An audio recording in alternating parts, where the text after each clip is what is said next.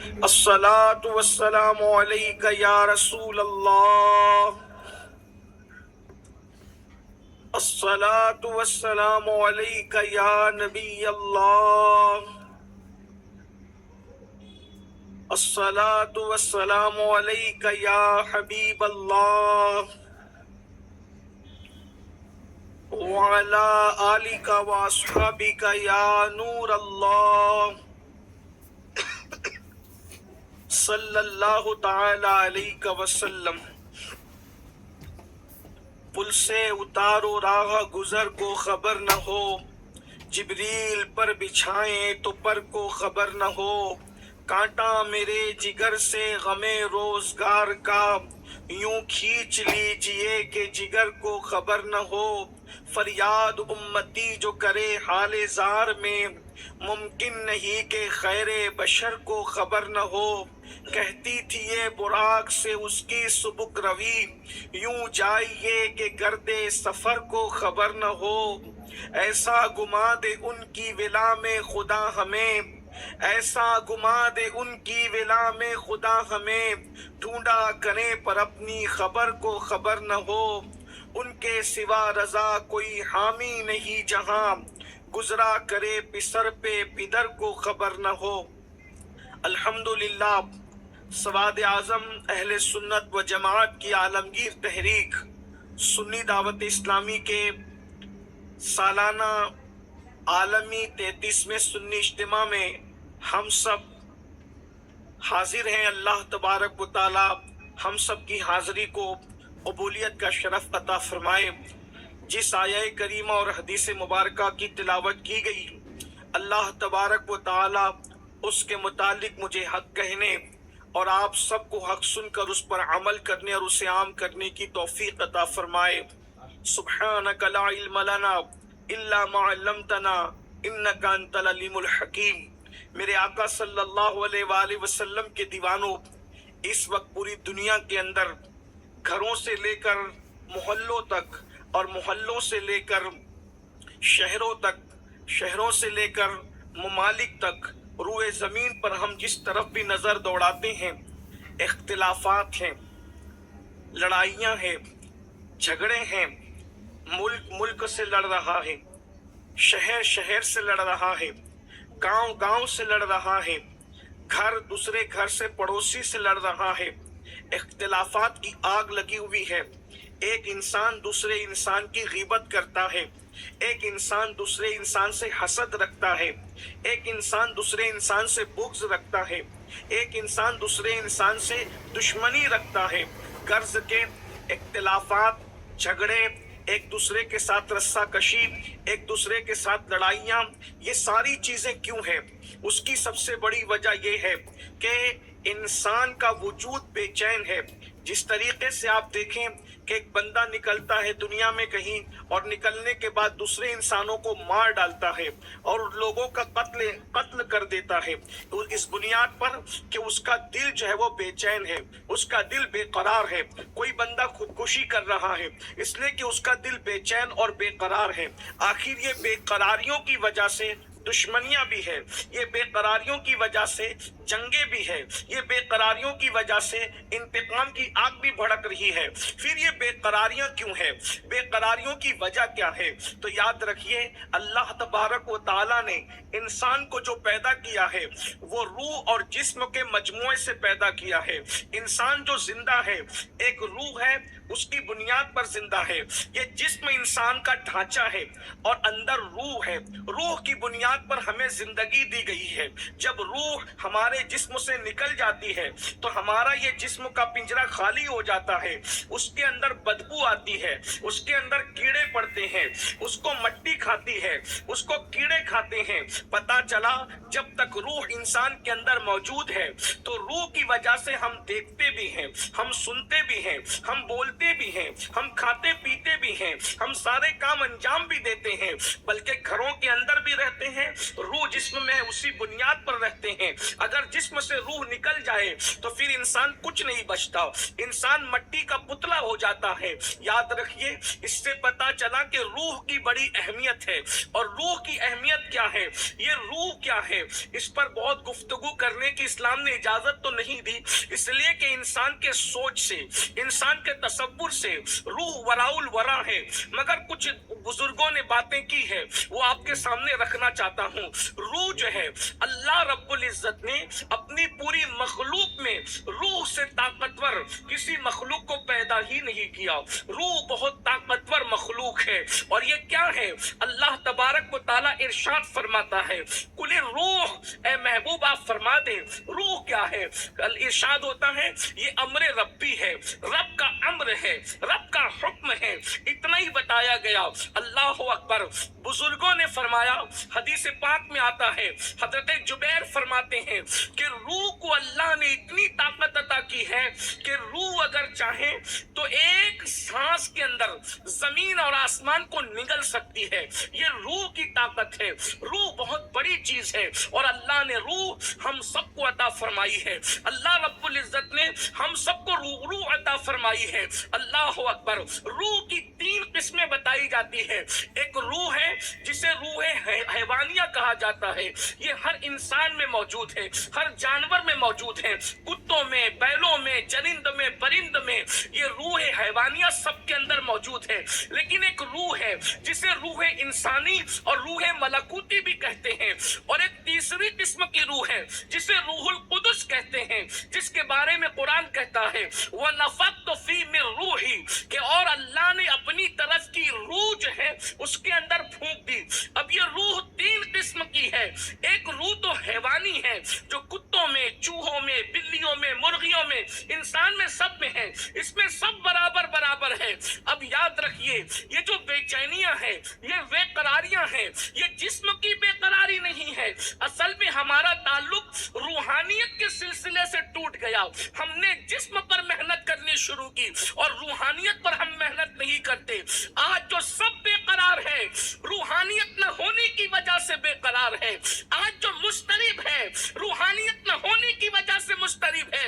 इसलिए कि जैसे जिस्म की भूख होती है वैसे रूह की भी भूख है। और जिस्म जैसे जो है वो ख्याल रखने पे तरक्की करता है, वैसे रूह का भी ख्याल रखने पे रूह तरक्की करती है। मैं आपके सामने सूफियाए किराम की तहकीकात का इतने मजमुआ निचोड़ करके पेश कर रहा हूँ। मेरी पुश्त पर हमारी जमात के बड़े बड़े उलमा, बिलखुसूस हजरत अल्लामा इफ्तिखार साहब किबला मिसबाई, हजरत कारी रईस साहब, हाफिज अमीन साहब, हाफिज अकरम और भी उलमाए किराम मौजूद हैं, मौलाना मूसा साहब भी। ये अगर मैं कहीं गलती करूँ तो ये मेरी तवज्जो मुझे दिलाएंगे, क्योंकि मैं आपके सामने सूफिया ने जो बात रखी है, अगर आज की इस गुफ्तगू को हम समझ लेते हैं अपने बुजुर्गान दीन के मलफूजात की रोशनी में, हमारी बेकरारी का इलाज हो जाएगा, हमारी बेचैनियों का इलाज हो जाएगा, हमारी बेइत्मीनानियों का इलाज हो जाएगा। याद रखिए, हमने जिस्म पर ताकत और कुव्वत लगा दी है, जिस्म को बहुत संवारा जा रहा है,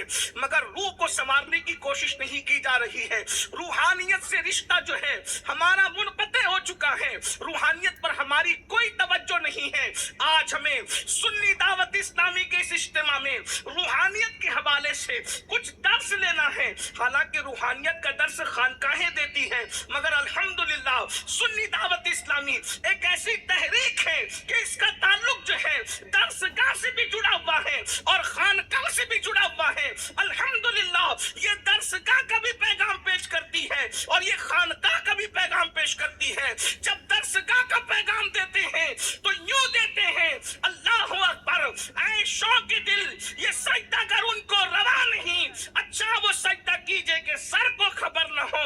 अल्लाह अकबर। अंदाजा तो फरमाए मेरे आका सल्लल्लाहु अलैहि वसल्लम के दीवानों, खुदकुशी करने वाले इंसान, एक दूसरे को कत्ल करने वाले इंसान, एक दूसरे की ग़ीबत लेके बैठने वाले इंसान, एक दूसरे की चुगली करने वाले इंसान, एक दूसरे से हसद करने वाले इंसान, ये बुज़दिलियां क्यों कर रहे हैं? रूहानियत से सिलसिला मुनक़ते हो गया है, जिस्म पर पूरी तवज्जो हो रही है। हम सिर्फ जिस्म वाले नहीं हैं, अल्लाह ने हमें रूह भी अता फरमाई है। रूह क्या है, रूहानियत क्या है? अल्लाह अकबर। तो याद रखिए, हैवानी रूह तो सबके अंदर موجود ہے، لیکن اللہ اکبر ملکوتی روح، انسانی روح، اور پھر یہ کیسے ہوتی ہے جب ہم اللہ اپنے جسم کو اس کی بھوک پوری نہ کرے، اس کی پیاس پوری نہ کرے، اس کی نیند پوری نہ کرے، موسم کے حوادثات سے اس کو نہ بچائیں تو جسم جو ہے فرسودہ ہو جاتا ہے، جسم بیمار ہو جاتا ہے، جسم مضطرب ہو جاتا ہے۔ بھوک لگی کھانا نہ ملے گا تو آدمی چڑچڑا پن کرے گا، نیند اس کو نہ ملے گی چہرہ اتر جائے گا، وہ چڑچڑا پن کرنے لگے گا، وہ بے قرار ہو جائے گا، وہ مضطرب ہو جائے گا۔ پتہ چلا جسم کے تقاضے پورے نہ کرو تو جسم بیمار ہوتا ہے، جسم مسمہر ہوتا ہے، چہرے کا رکھ رکھاؤ بدل جاتا ہے کیونکہ ہم نے اس کا خیال نہیں کیا۔ ایسے ہی روح بھی تو ہے، اللہ اکبر، اور جسم سے قیمتی روح ہے اور روح کو بھی خیال کرنا پڑتا ہے۔ اگر جسم کا رکھ رکھاؤ رکھو گے تو آپ دیکھنا دنیا میں ایسے انسان ہیں جو اپنے جسم کا خیال کرتے ہیں، وہ 60 سال کی عمر میں بھی 40 سال کے جوان نظر آتے ہیں، اور جو جسم پر توجہ نہیں کرتے، اللہ اکبر، وہ 30 سال کی عمر میں بھی 60 سال سے غیر گزرے نظر آتے ہیں۔ تو پتہ چلا ہم نے جسم کا خیال کیا تو جسم طاقتور بن گیا، جسم قوت والا بن گیا، جسم حسین و جمیل بن گیا، لیکن اللہ اکبر اگر ہم نے روح کا خیال نہیں کیا تو اللہ اکبر پھر روح مضطرب ہوگی، روح بے چین ہوگی، روح بے قرار ہوگی۔ ہماری بے قراریاں جسم کی وجہ سے نہیں بلکہ روح کی وجہ سے ہیں۔ اب آئیے پوری طاقت جسم پہ خرچ کرنے والوں، اللہ کے رسول فرماتے ہیں، بخاری شریف کی متفق علیہ حدیث ہے، ارشاد ہوتا ہے ان اللہ لا ينظر الى صورکم والى اموالکم ولكن ينظر الى قلوبکم۔ اللہ نہ تمہارے چہرے دیکھتا ہے نہ تمہارے مال دیکھتا ہے، اللہ تو تمہارے دلوں کو دیکھتا ہے۔ اور یاد رکھنا صوفیاء کے نزدیک روح کی اصطلاح دل پر بھی ہوتی ہے۔ وہ جانتے ہیں، کہتے ہیں کہ قلب کو بھی روح کہتے ہیں، بلکہ قلب ہی روح ہے، قلب کے اندر روح ہے۔ روح کے متعلق بہت باتیں ہیں، اللہ اکبر۔ تو روح پر محنت ہوگی تو روحانی طاقت ہماری بڑھے گی، روحانی طاقت اسٹرانگ ہوگی۔ اب میں آپ کے سامنے کچھ باتیں رکھتا ہوں، آپ سمجھیے۔ مثال کے طور پر ہمیں اب جسم کو خوبصورت بنانا ہے تو ہم لوگ کاسمیٹک آئٹم کا استعمال کرتے ہیں، تو اب روح کو خوبصورت بنانا ہے تو اس کے لیے کون سے میک اپ کا سامان ہوگا؟ تو اب سنیے، صوفیاء فرماتے ہیں اگر آپ نے غازہ حسن ملا، صوفیاء کے وقت پہ یہ ساری چیزیں نہیں تھی تو انہوں نے غازہ حسن کا ذکر کیا ہے جس کو ہم کاسمیٹک آئٹم کہتے ہیں۔ یعنی اگر تمہیں خوبصورت بننا ہے تو غازہ حسن چہرے پہ ملو گے تو تمہارا چہرہ خوبصورت لگے گا، اور کثرت سے وضو کرو گے تو تمہاری روح خوبصورت ہو جائے گی، روح کے اندر حسن آئے گا، روح کے اندر جمال آئے گا۔ اللہ اکبر۔ جم کرو گے تو جسم طاقتور ہو جائے گا، تہجد پڑھو گے تو روح طاقتور ہو جائے گی، قوت اس کے اندر آ جائے گی۔ اللہ اکبر۔ اور یہ بات بھی بتا دوں، جب جسم طاقتور ہوتا ہے تو بڑی سے بڑی مہم کو سر کر لیتا ہے، اور جب روح طاقتور ہوتی ہے تو روحانیت میں اس کو وہ مقام نصیب ہوتا ہے کہ انسان زمین پہ سو رہا ہوتا ہے اور اس کی روح عرش الہی کی سیر کر رہی ہوتی ہے۔ ذرا غور تو فرمائیں، اللہ اکبر۔ رسول پاک، رسول رحمت، مصطفیٰ جان رحمت صلی اللہ علیہ وآلہ وسلم فرماتے ہیں جب مومن وضو کر کے سوتا ہے تو اس کی روح کو عرش کی سیر کرائی جاتی ہے۔ ذرا غور تو کیجئے گا، اللہ کے بندو، یہ روحانیت کیا چیز ہے؟ روحانیت سے رشتہ توڑنے والوں جسم میں ڈوب گئے، صرف کھانا پینا سونا ہی رہ گیا۔ یاد رکھنا اگر زیادہ سو گے تو جسم آپ کو ٹھیک ٹھاک لگے گا لیکن روح کمزور ہوگی۔ روح کو طاقتور بنانے کے لیے کم سونا چاہیے، روح کو طاقتور بنانے کے لیے کم کھانا چاہیے، روح کو طاقتور بنانے کے لیے کم بولنا چاہیے۔ کم کھاؤ، کم سو، کم بولو، روح طاقتور ہوگی۔ اور یاد رکھنا جن کی روح طاقتور نہیں ہوتی وہ روح حیوانیہ کے اندر زندگی ختم کر دیتے ہیں۔ حیوانی روح جس کے پاس ہے اس کا جسم مرنے کے بعد سڑ جاتا ہے، گل جاتا ہے، کیڑے کھا جاتے ہیں، لیکن جس کو ملکوتی اور روح قدس نصیب ہو جاتی ہے مرنے کے بعد وہ تو وہ ہے، اس کے جسم سے لپٹا ہوا کفن بھی میلا نہیں ہوتا، جس کو ہم اور آپ کہتے ہیں زمین میلی نہیں ہوتی، زمن میلا نہیں ہوتا۔ محمد کے غلاموں، ہوتا. میرے بھائیوں میرے بھائیوں ہم لوگ جسم کے چکر میں پڑے ہوئے ہیں. یہ جسم تو قبر کے اندر چلا جانا ہے. روح پر محنت کریں. آج سنی دعوت اسلامی کا یہ آپ کو پیغام ہے, روح پہ محنت کرو. روح پر کیسے محنت کریں؟ پہلی چیز باوضو رہنے کو لازم پکڑو. دوسری چیز اللہ کا ذکر کثرت کے ساتھ کرو. ذکر الہی روح کی غذا ہے. ذکر الہی روح کی غذا ہے. جتنا ذکر کثرت سے کرو گے روحانی طاقت بڑھے گی. اب میں ابھی روحانی طاقت کا ذکر کرتا ہوں آپ کے سامنے آگے. روحانی طاقت کیا ہے؟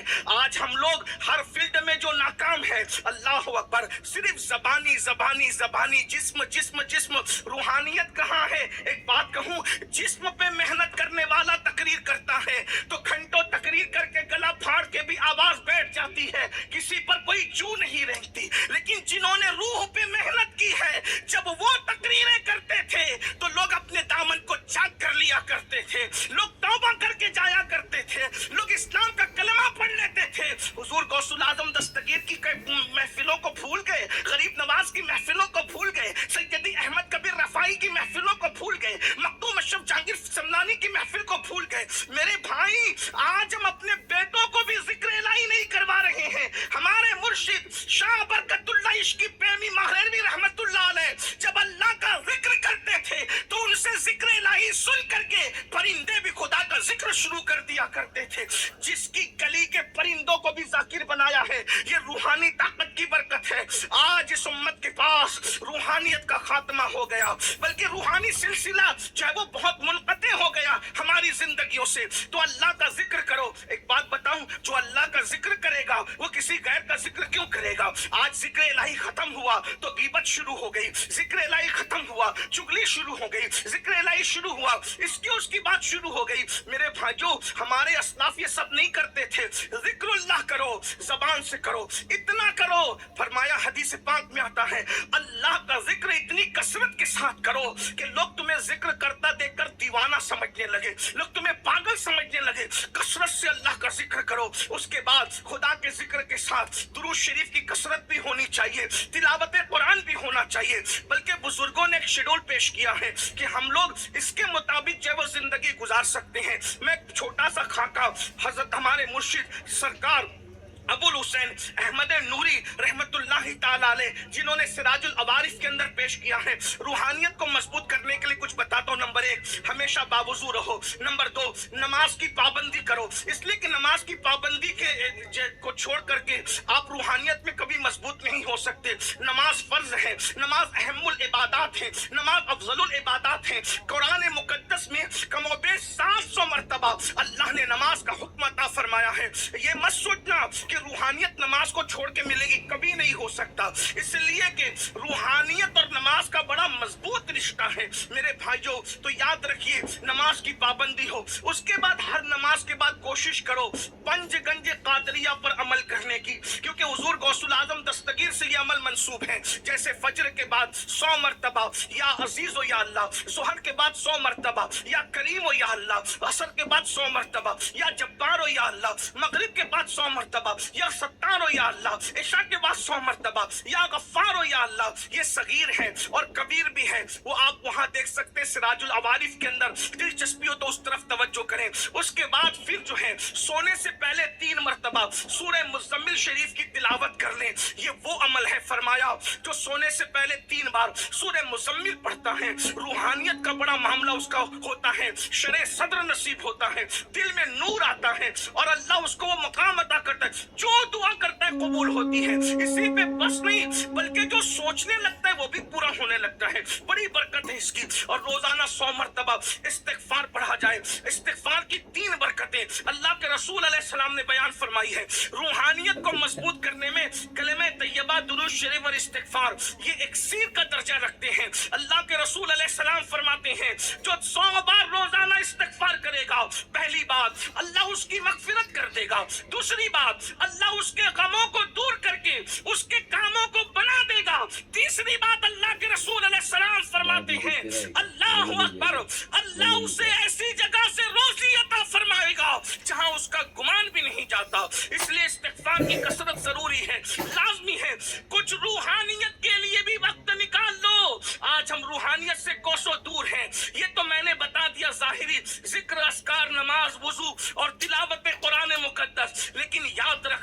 اللہ کے رسول صلی اللہ علیہ وآلہ وسلم نے اب جو روحانیت کا تصور عطا فرمایا ہے، یہ جو حضور غوث پاک ٹھوکر لگاتے تھے تو مردے زندے ہو جاتے تھے، یہ روحانی طاقت کی برکت ہے۔ اسی طرح سے حضرت محبوب الہی نے کسی کے سر پہ چادر ڈال کر یہ کہلوا لیا، نمی دانم چ منزل بود شب جائیں کہ من بودم بہر سو رقص بسمل بود شب جائیں کہ من بودم پری پہ کر نگارے سر و قد لالا رخسارے سراپا آفت دل بود شب جائیں کہ من بودم خدا خود میرے مجلس بود اندر لامکا خسرو۔ یہ روحانی طاقت تھی۔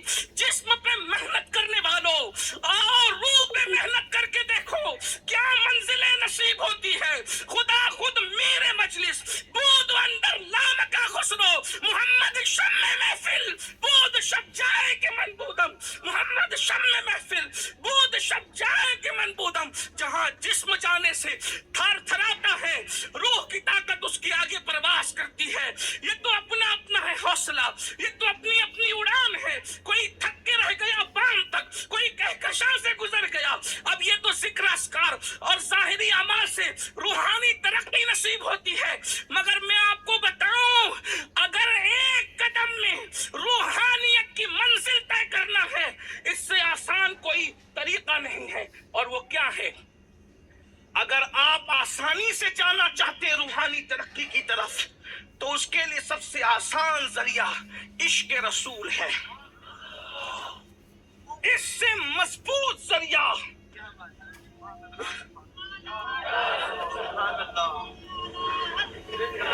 اس سے مضبوط ذریعہ روحانی ترقی کا کوئی تھا، نہ ہے، نہ ہو سکتا ہے۔ اس لیے کہ حضور علیہ السلام کی روحانیت کیا ہے؟ حضور کی روحانیت کیا ہے؟ پہلے تو یہ بتا دوں حضور کی جسمانیت کیا ہے۔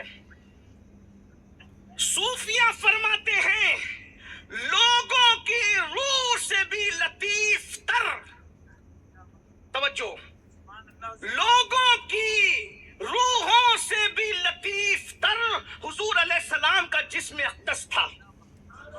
یعنی ہماری روحوں کو وہ لطافت نہیں دی گئی جو حضور کے جسم کو دی گئی ہے۔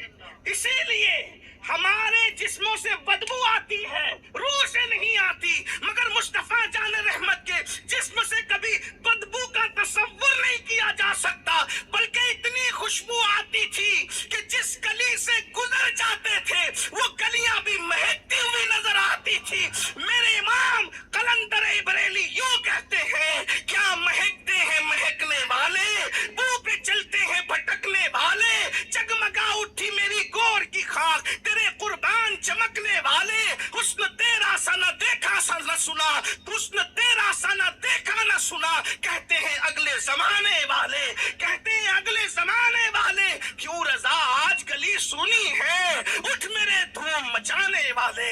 تو حضور علیہ السلام کو کہ جسم کو اللہ نے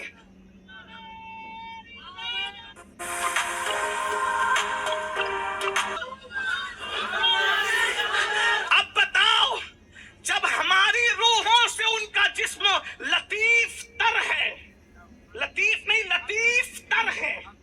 حضور شیخ الاسلام کا شعر ہے، بڑے لطیف ہیں، بڑے لطیف ہیں، نازک سے گھر میں رہتے ہیں، بڑے لطیف ہیں۔